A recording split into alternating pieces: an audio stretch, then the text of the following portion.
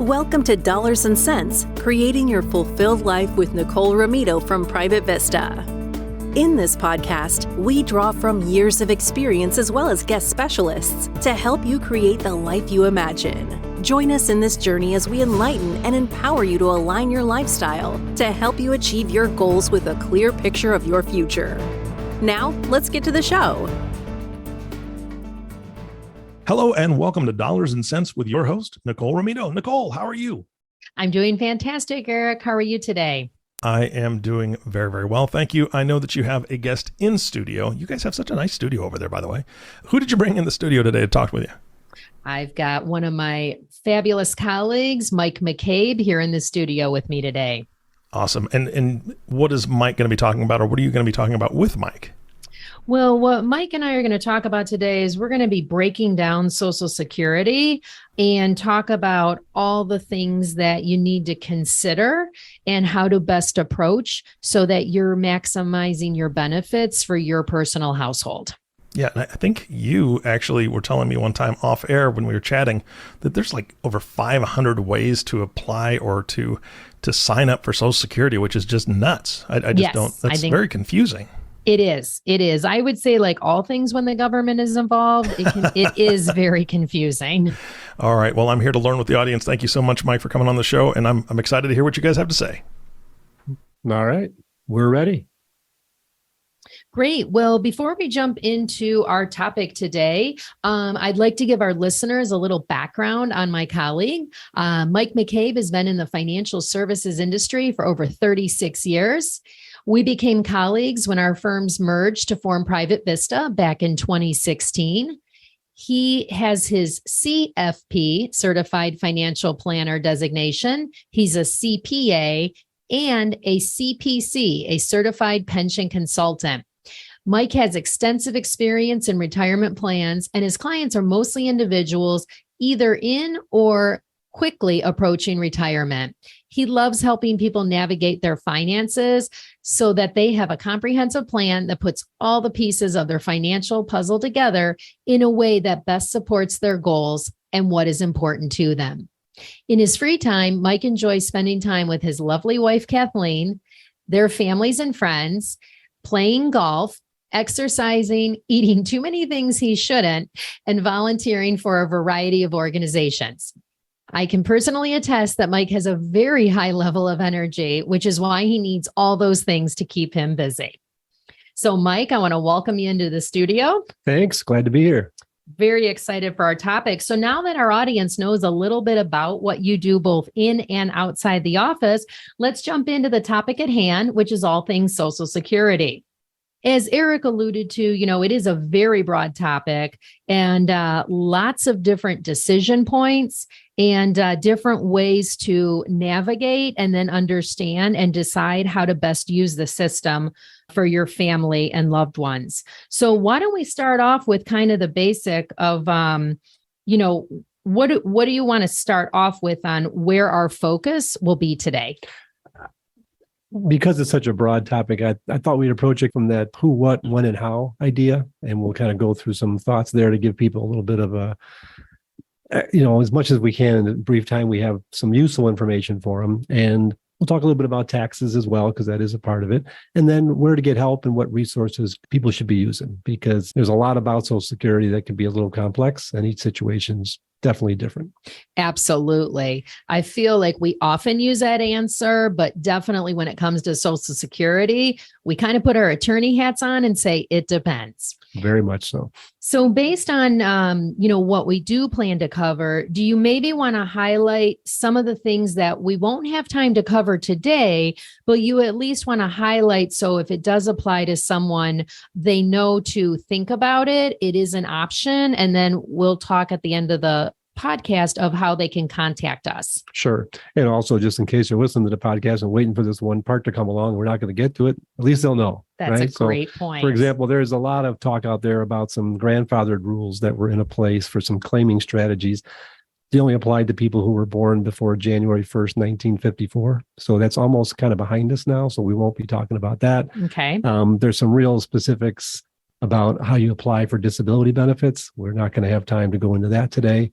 And then another category I think we just don't have the time for is if you've got what's called the windfall elimination provision or the government pension offset, where you've got some benefits through government agencies or school districts, that sort of thing that complicates benefit calculations. Can't go into that today. We've only got maybe 20 minutes or so, and we probably need 20 hours to do all this stuff. I agree. And I would love to spend 20 hours talking with you, for the record. So, all right. Well, I think those are great points. And again, any of our listeners, if that does apply to you and you want to find out a little more about it, we'll let you know at the end of this how to do so. But why don't we're going to get into now what we are going to spend our time on together today. So let's start with the who. Sure.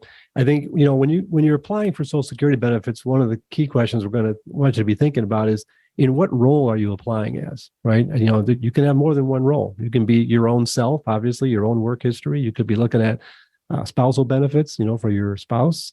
You could have an ex-spouse. You can have a deceased spouse. There are certainly folks out there that have a combination of these things. So part of the approach to this is, let's think about who we're thinking about. Well, that's interesting there. And that might be something our listeners are not aware of, is an ex-spouse or a spouse that perhaps died before they did. So we'll get in. Are we going to cover that a little later? Absolutely. Okay. Survival benefits, spousal benefits, and your own benefits is a good way to think about this stuff. Great. So we can already see how many decision points there are in this process. So we've talked about who and how there are different categories. What is the what? So what type of benefits could people be applying for? Sure. Very, very similar concepts, right? So is it what? Am I applying for a spousal benefit on my spouse? Am I applying for my own benefit? Again, the survivor benefits. And where it can really get kind of confusing sometimes is when you've got remarriages, where you have an ex-spouse or an ex-spouse that's deceased. It's that, what type of benefit are we going for? And for a lot of people, especially married couples, the baseline decision is, am I thinking about my individual benefit, or am I looking at a spousal benefit, and which one should I be thinking about claiming, or what do I need to look at to decide what I'm going to claim? And probably a baseline thinking for all of us here, when we think about Social Security, is you can't double dip, right? You're going to, based on the various benefits available to you, you're going to get the largest one. There's not a way to, quote unquote, game the system and get double benefits. Okay. Well, I think one thing that you and I have discovered as we've been talking with clients about this throughout the years is, I think in my opinion, I don't want to put words in your mouth, the system is pretty generous for the different beneficiaries of it. Very much so. And, and again, that was the social design of Social Security, right? It was, back when it was designed, there was a lot of one earner households, right? Where the spouse, oftentimes the mother didn't have as many work history. So, right. People look back at it and say, well, I paid into Social Security, my wife didn't, but I'm getting my benefit. My wife's entitled to half of mine. That seems pretty good. And then you have situations where you may have two working spouses who both put a lot of time in, and they might be thinking, am I going to get double benefits? Well, they each get their own, but the spouse that didn't work got 50% of her husband's, or vice versa. So right. Kind of a neat, again, the system was designed to be pretty generous. And then the other piece is the way benefits are calculated, that it's definitely skewed towards lower earners, meaning the more, if you make $30,000 and somebody else makes $90,000 on an average history, their Social Security benefit is not going to be 3 times. Right? Okay. It's definitely front loaded for that at the lower levels, which is, again, how it was designed as a social safety net. Yes, absolutely. Especially when we think back to the time after the Great Depression of when it came into existence. I know we're going to go a couple different ways here, but you've talked about spousal benefits, both on if you're still happily married, if your spouse predeceased you, or if you are divorced from your spouse. I think you did a great job explaining about, there's no double dipping. The recipient will get whatever the highest benefit that they're eligible for. So you don't have to worry about that. But I know one question we often get, especially in the area of divorce, is, well, my ex-spouse isn't going to want to share their benefit with me, or, oh, I'm going to have to go back to court and fight my ex-spouse because it's going to reduce their benefit. Could you maybe talk a little bit about those common questions we get? Sure. And first, main thing is no worries there. The benefits that you may be able to claim based on your ex-spouse's work history do not affect what your ex-spouse's new spouse's benefits might be. I like to joke that I think it was Mickey Rooney was married 8 times, and I don't know how many of his marriages lasted 10 years, but there might be more than one spouse who were getting spousal benefits. So one of the key things is, so spousal benefits is your marriage has to have lasted 10 years, and both parties need to be at least age 62 before benefits will come into play. Your spouse, your ex-spouse does not have to be on Social Security for you to collect your spousal benefits. So there's no requirement that you coordinate or anything like that. When you do need to contact Social Security, you can't really do this on a website. You have to contact them and say, hey, I'm applying for ex-spousal benefits. You're going to need some information at hand, your spouse's date of birth. I've been told you need to have your ex-spouse's mother's maiden name. Their Social Security number is helpful if you have that. So just Social Security is trying to make sure you are who you are. And they won't give you direct access to the earnings record of that ex-spouse. They'll just be able to say, hey, we have your work history, here's your benefit, and then let's look at your spousal benefit. And remember, you get the larger of the two. So that's a key differential for ex-spouses. A part that I think is important to point out here is if it's a situation where it's your husband and wife and you're married and you're looking to apply for benefits, you cannot get spousal benefits unless the worker, your spouse, is also claimed their benefits. So that's a key piece, which is very different than survivor benefits, which maybe we'll talk about as we get into other questions. But yeah, key differentiator there. I mean, already I can see, if I'm a person out there who's not a financial planner or, dealing with this fairly often, how it could be really helpful to have an advisor. Absolutely. Yeah. You maybe want to talk about some of the things of how you've helped some of your clients navigate the system. Yeah. I think for sure and of course, when it's our own clients, we kind of know their situation. We're anticipating a little bit, but the basic scenario is, again, back to which roles are we talking about, right? If somebody never told you they had an ex-spouse, you wouldn't think to ask about spousal benefits. If they had a deceased spouse, you wouldn't think, unless they tell you, you don't think to ask. So it's really trying to understand the fact pattern because they're all so different. And then lots of other variables that we're going to get into as we think about Social Security. What are the exact ages? When were people born? And I think we'll maybe get into that a little bit later. But it's just bottom line is understanding the situation, lay out your scenario for your advisor so you can both of you can figure out what benefits we're going to look for. In the more traditional situation where, we have a marriage, oftentimes you can get a lot of good benefits just from your benefit statements off the Social Security website. We're going to talk about how to get benefits in a little bit, but that's a key. When it's an ex-spouse or a deceased spouse, you are going to need Social Security's help to figure out the numbers. Right, because they'll need to access the workers' earning records and things like that. I think one other thing I just want to kind of highlight that you pointed out is one person could also be in different buckets throughout their life. Very much so. And probably the most key one that comes up often enough is survivor benefits are different and unrelated to your own benefit or spousal benefits. Remember, I mentioned previously, you can't get spousal benefits now unless your spouse has applied for their own benefit. That's not the case for survivor benefits, meaning a spouse I'll say a wife, for example, can apply for her Social Security benefit based on her work record, even though her husband hasn't applied for his Social Security yet, and that's fine. The spouse can get their benefit. And then later on, when the spouse, the husband does start getting their benefit, down the road, that husband, let's say he passes away, that spousal benefit the survivor benefit is what your husband was getting, right? So that benefit doesn't go away. When we have a situation where we've already got a widowed situation, as an example, a client of ours, recently widowed, she'll be 62 next year. It's going to might make a lot of sense for her to apply for her own benefit based on her work history. It'll be reduced because she's claiming it early. Okay. That's okay. And then as long as she waits until she's Social Security retirement age, which will be age 67, then she can apply for her survivor benefit based on her deceased husband. Again, separation, right? Start off with her benefit and then switch over to a survivor benefit later. That switching over concept doesn't work with straight spousal benefits. You're either going to get your own or half of your spouse's full retirement benefit. Okay. And again, the greater of those. The greater of the two. Okay. Right. Well, why don't we, I think that sounds like a good point. Do you want to dive into a little more about some of the other key variables Sure. that we talk about when we're talking to clients and what you need to evaluate? Absolutely. And again, it's marital status, right? We've talked about that quite a bit. Yeah. Are there ex-spouses? Are there deceased spouses? Ages of the parties involved, especially when we're looking at almost any of these situations. We want to know the ages. And it's really the birth year that matters for Social Security. It's not so much the birthday, it's the birth year, which kind of tells you when your full retirement ages are.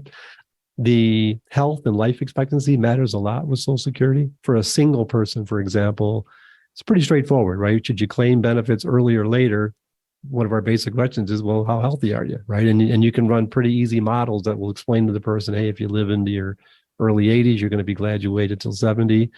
If you think you're not going to live that long, you may want to grab it, right? Sure. So health and life expectancy matters. And a very key piece on the health situation and life expectancy is it's not just you, it's your spouse. Oftentimes we'll have a higher earning spouse saying, I'm going to go get my Social Security. I'm going to go grab it when I can. And we'll oftentimes be cautioning them to say, you know what?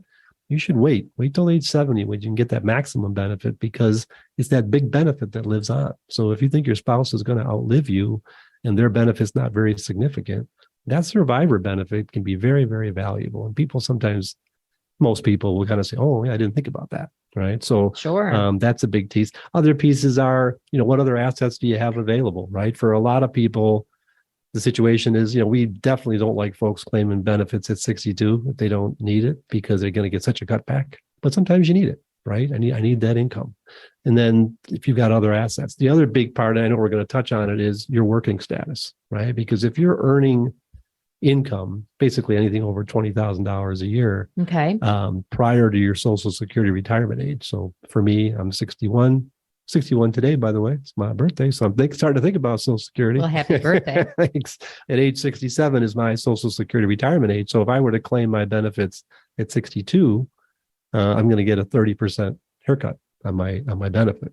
Will the benefit go up to will the haircut or the reduction go away? No, it's permanent. Oh, right. Okay. So that's a key point. But as far as the earnings benefit goes, if you have wages from work, it's not investment income. It's not pension income. It's strictly working either through a W-2 wage at a job or as having your own business and having self-employment income. Basically, if you're over $19,560 between the ages of 62 and 67, your full Social Security retirement age, you're going to have your benefits reduced by $1 for every $2 you earn over that limit. So for folks who are working, even though they might be tempted to go get their Social Security before their full Social Security retirement age, generally speaking, we would say, don't do that if you really don't need the extra money. Okay. That's probably a key thing. And then probably the last variable I think about as far as we're getting things together is the disparity in benefits between the spouses. It's one thing if you have a spouse with, not a lot of work history and maybe lower benefits and their spouse has high benefits. There's certain things that we tend to lean towards. If you've got a situation where you've got both spouses earn good incomes throughout their career, maybe a different approach. Yep, absolutely. All right. Is there any, and then can you take benefits? Is there any situation where you can take benefits before the age of 62? Yes, if you're a surviving spouse, it's age 60, and there's also some rules where if you're caring for a minor child, disability. Again, some topics that we probably won't go too deep into today, but there's some avenues to get some claiming a little bit early. But again, some of that those cutbacks will come into play. So oftentimes, again, if you can hold off to wait to claim your benefit till it can be a higher benefit, we generally want to start there. Right. Especially too. And I think in years like this, where inflation is very high, there is a COLA or cost of living adjustment on your benefits year over year. So if you delay, have the higher benefit or your maximum benefit, then you're getting that inflation adjustment applied to it as well. True. I think probably the bigger way to think about it, I think, is, whether you're on benefits or not, those COLAs that are happening are going to happening underneath your benefit. You don't have to be in pay status, right, to quote unquote reap the reward, if you will, of the inflation adjustment. Okay. Obviously, if you're on benefits and you're getting a check, you're going to see it, Yes. right? If you're not claiming it, you're just going to see your benefit, rise a little bit. Not that you're claiming it, but your projected benefit's going to go up On your statement. Yeah. I have seen that kind of a commentary or put to rest saying, "Oh, I want to claim Social Security because I don't want to miss out on the COLA."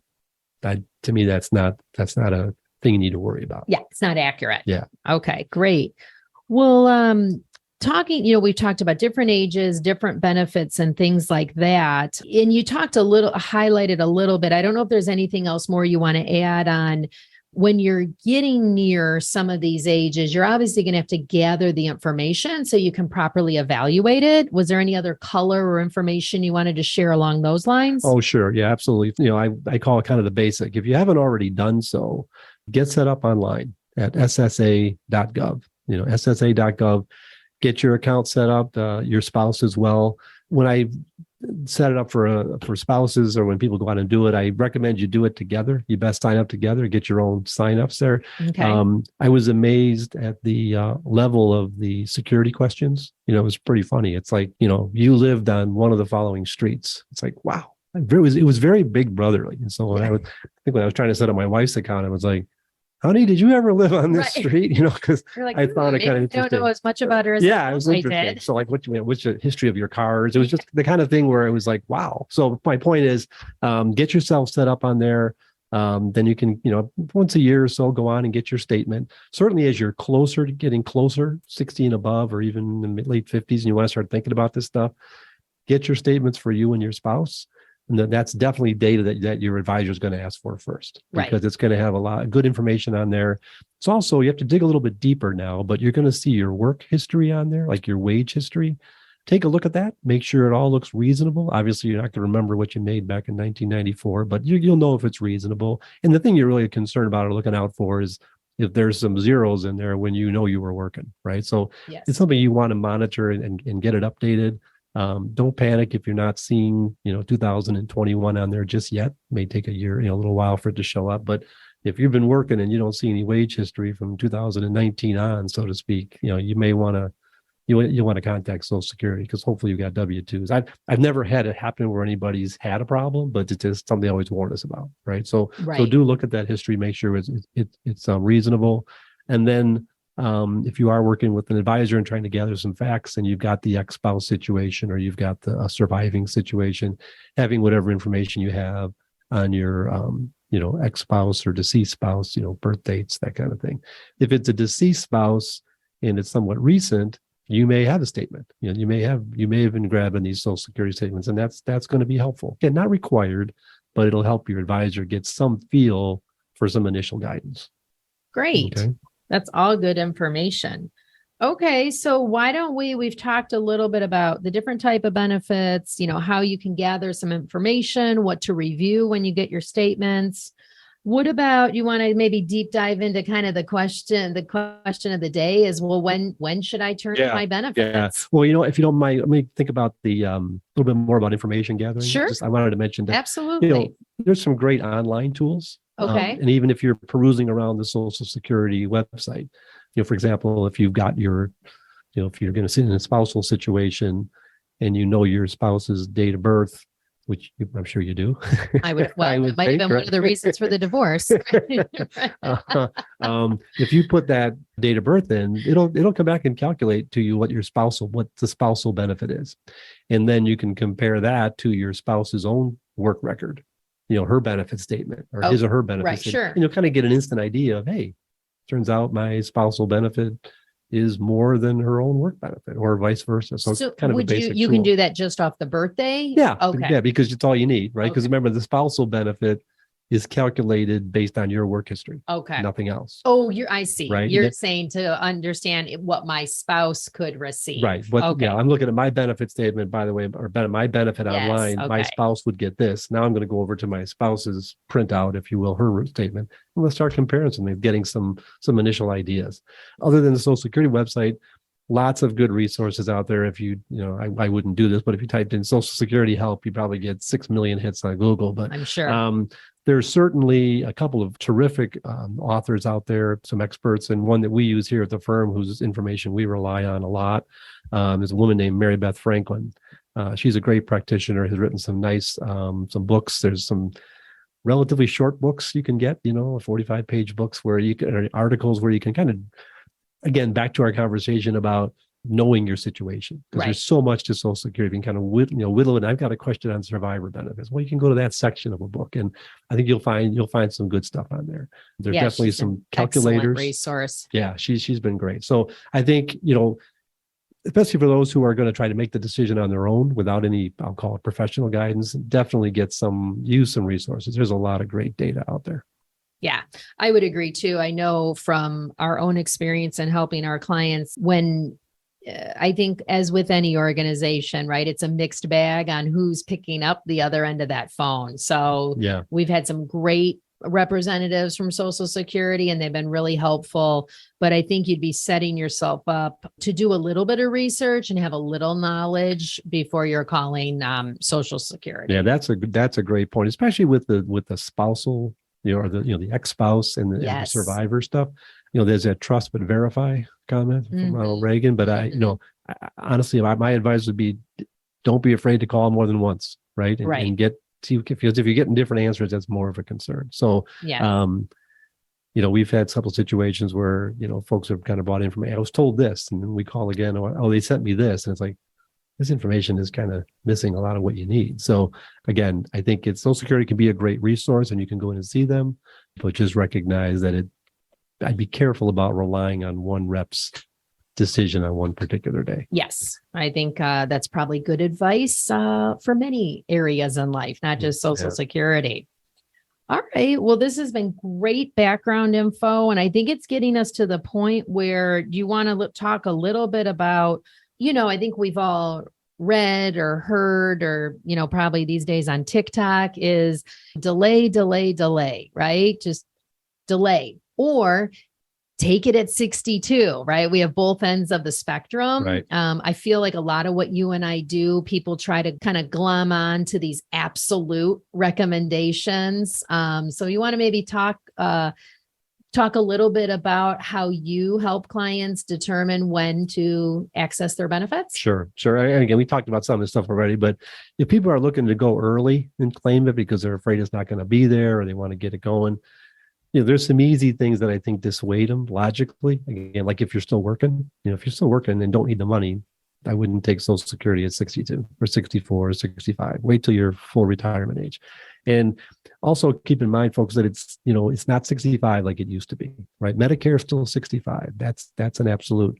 But Social Security is been moving up over the last several years. So if you were born in 1960 or later, your full Social Security retirement age is 67. If you were born between 1943 and 1954, it's 66. From 1955 through 1959, it's age 66 plus 2 months, plus 4 months, plus 6 months. So it slowly goes up. So you want to know what your Social Security full retirement age is for both you and your spouse, recognizing that, you get cutbacks if you take it early.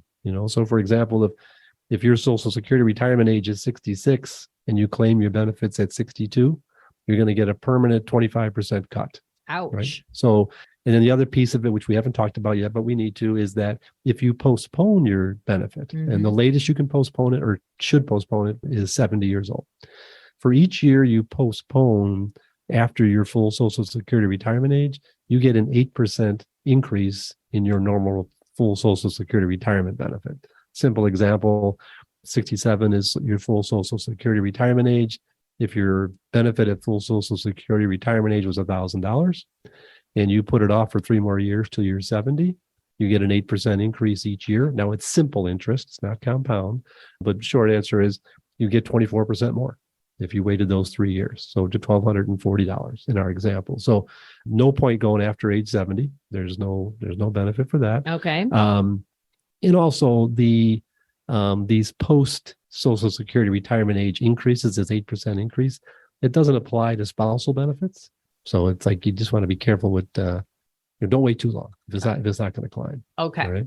The other piece about the earnings limitation, I mentioned it before, it goes away when you reach age 60, when you reach your full Social Security retirement age. So if you're working and you're over age 60, 67 in my example, and claiming Social Security, you're not going to be paying any extra tax. You're not sorry, your benefits won't be cut back. You'll be paying tax on your benefits, which we'll talk about later. But so again, a few things to think about. Postponing oftentimes is good, especially for the highest benefit in the household, because again, remember it's the largest benefit that lives on. So we put a lot more time into these things, kind of thinking it through when there's a spouse involved, when it's two people, and we also recognize, as we all should, that it's rarely black and white, right? It's a sliding scale, and there's a subjectivity to it, and so you want to be open to what some of the subjective worries are or concerns are. And obviously some of the bigger ones are people are stressing about cash flow and don't want to tap into their investments. Well, okay, we'll turn Social Security on. For us, we'd rather have folks tap into the portfolios a little bit if they can let their Social Security benefit grow. Because it's one of the few things out there that you can't outlive and that has a cost of living increase built in. It's a tremendous benefit. We can maybe talk a little bit later if we have time about how long it'll be a terrific benefit. That's maybe a topic for a separate separate conversation. I think we'll have to have you come back on either for some more of the unusual situations, or if we want to do a deeper dive on any one of these.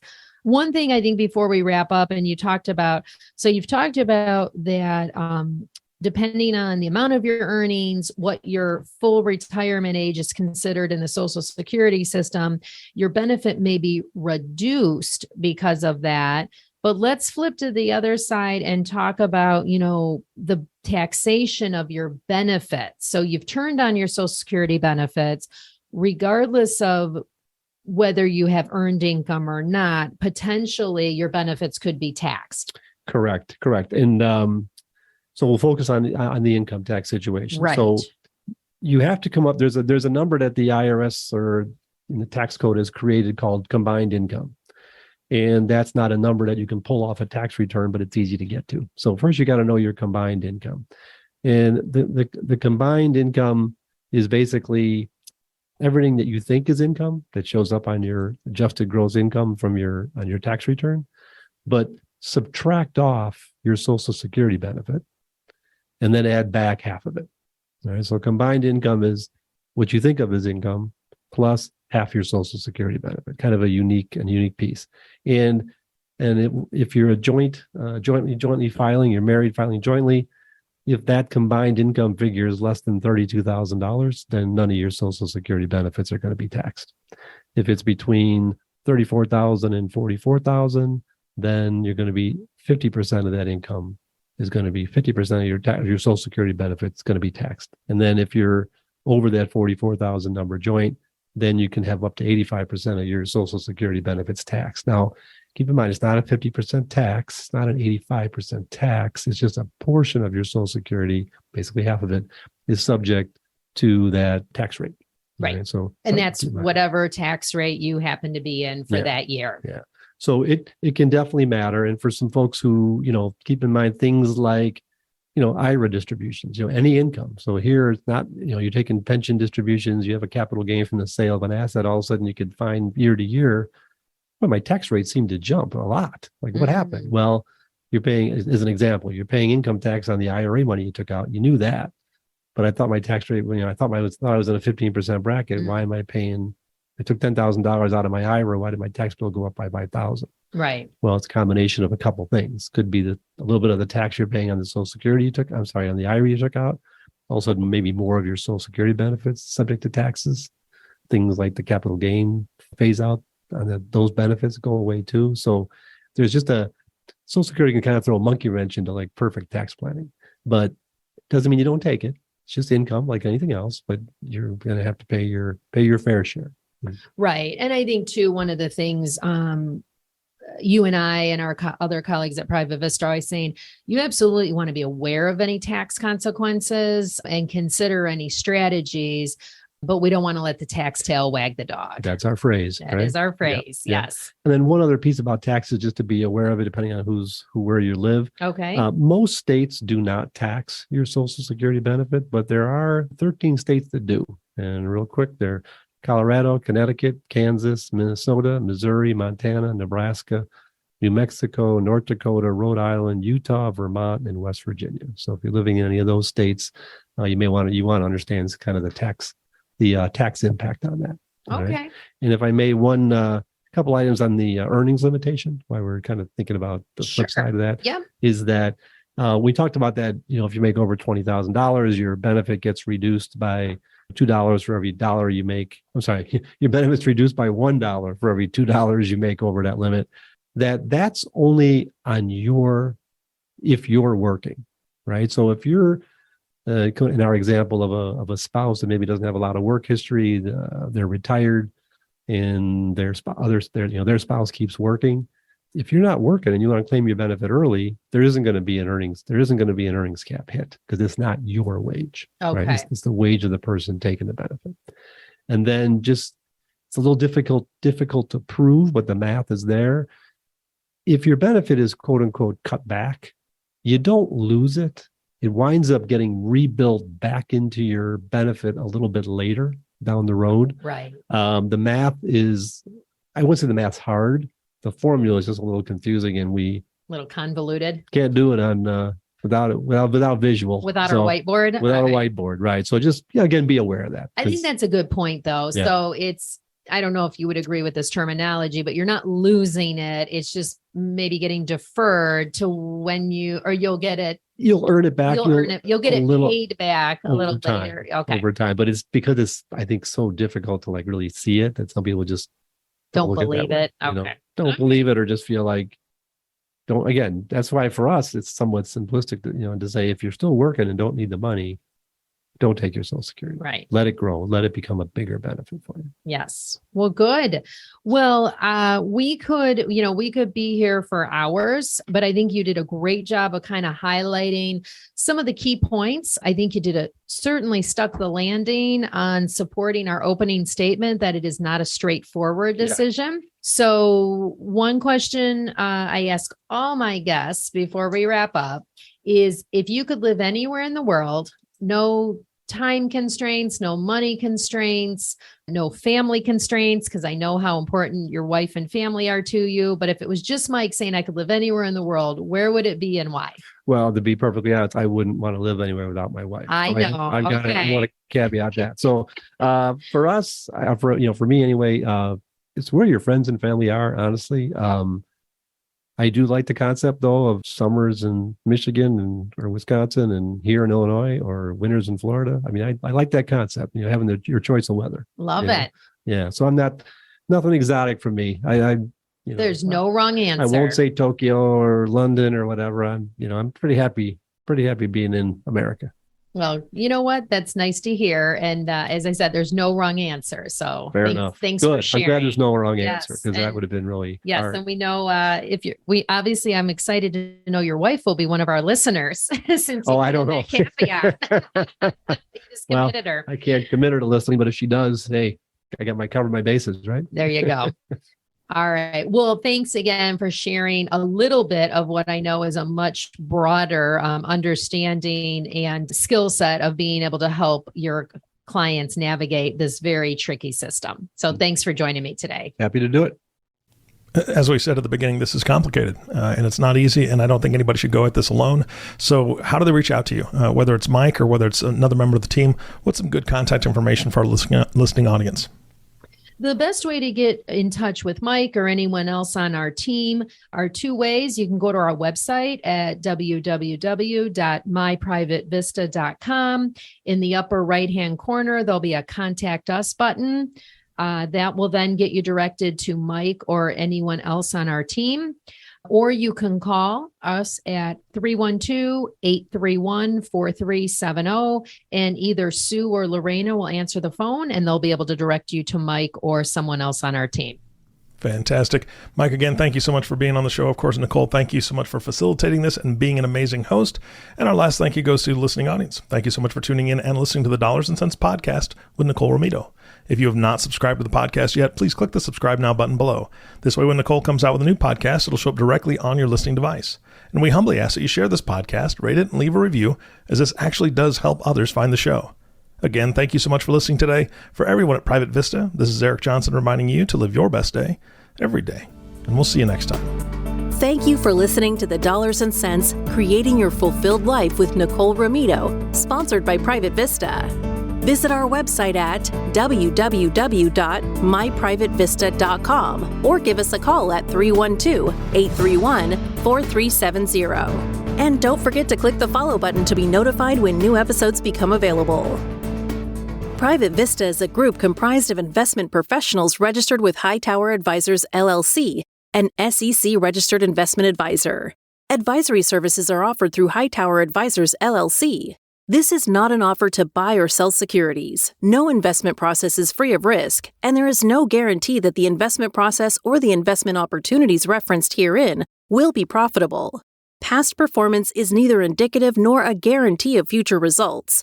The investment opportunities referenced herein may not be suitable for all investors. All data or other information referenced herein is from sources believed to be reliable. Any opinions, news, research, analyses, prices, or other data or information contained in this presentation is provided as general market commentary and does not constitute investment advice. Private Vista and Hightower Advisors, LLC, or any of its affiliates make no representations or warranties expressed or implied as to the accuracy or completeness of the information or for statements or errors or omissions, or results obtained from the use of this information. Private Vista and Hightower Advisors, LLC assume no liability for action made or taken in reliance on or relating in any way to this information. The information is provided as of the date referenced. Such data and other information are subject to changes without notice.